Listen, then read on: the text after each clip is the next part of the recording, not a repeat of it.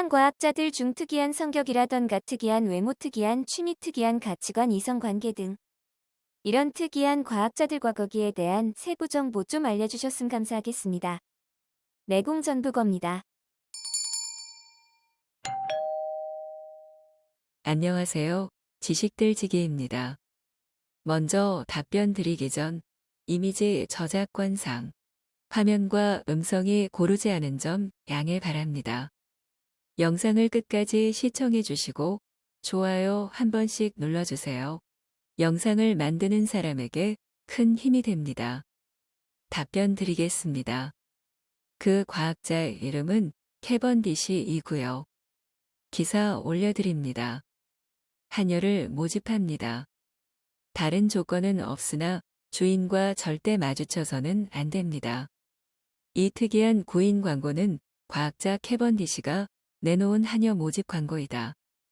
여성 기피증이 심했던 캐번디시는 한여 모집 시 한여를 고용할 자기와 부딪히지 않아야 한다는 것을 필수 조건으로 내놓았다. 만일 우연이라도 한여와 마주치는 일이 생겼을 경우엔 그 한여를 당장 해고시켰다. 오다 가다 한여들과 마주치고 또 명령을 내리는 것이 꽤나 불편했던 그는 고민 끝에 식사 주문이나 세탁과 관련된 모든 지시사항을 쪽지로 책상 위에 남겨뒀고 한여들을 피해 혼자만 사용할 수 있는 비밀 출입구를 만들기도 했다. 과학이라는 한 우물을 파는 사람들의 모습이 보통 사람들의 눈에는 이상하게 보이는 경우가 가끔 있다. 또 당시 사람들에게는 칭송을 받던 과학자라 하더라도 지금 우리의 상식에서는 벗어난 사람도 많다. 수소를 발견한 인물로 유명한 헨리 캐번디시 역시 특이한 삶을 살다간 과학자 중 한 명이다. 영국의 물리학자 겸 화학자인 캐번디시는 영국 귀족인 찰스 캐번디시의 장남으로 남프랑스의 니스에서 태어나 1749년에 케임브리지대에 입학했으나 졸업시험을 치르기가 싫어 4년 동안 재학한 대학을 떠나 학위를 받지 못했고 런던에 있는 아버지 집에서 공부했다. 처음에는 사람들과 대화하는 것을 즐겼지만 청년이 된 이후에는 너무 높고 날카로운 목소리 때문에 늘 웃음거리가 되곤 했다. 이 때문에 심한 여성 혐오증을 보였고 종국에는 여성 대신 과학과 결혼하는 삶을 선택했다. 먼 삼촌으로부터 예기치 않게 거대한 유산을 물려받아 모든 학식 있는 사람 중 가장 부자이며 모든 부자들 중 가장 학식 있는 사람이라는 평가를 받았지만 정작 그는 자신의 대저택에 틀어박혀 연구에만 몰두하며 두문불출한 것. 자신의 집에 도서관을 꾸미고 과학 연구를 위한 정교한 실험기구들을 사들이고 연구에만 몰두하면서 대부분의 시간을 홀로 보냈다.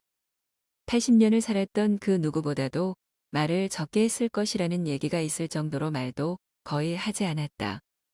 이처럼 특이한 성격의 소유자였던 캐번디시가 처음 발표한 논문은 1766년에 인공의 공기들로 가연성 공기와 고정 공기에 관한 내용을 담고 있는데 18세기 당시는 기체화학이라는 새로운 분야가 성립되던 시기로 공기가 단일 물질이 아님을 밝히는 작업이 한창 진행돼 캐번디시는 우연한 기회에 사용한 수돗물이 흐린 것을 보고 그 물의 성분을 조사하면서 아연이나 철의 산을 넣으면 수소가 발생한다는 것을 발견하고 산소와 합치면 물이 되는 것이 수소라는 것도 확인하였다.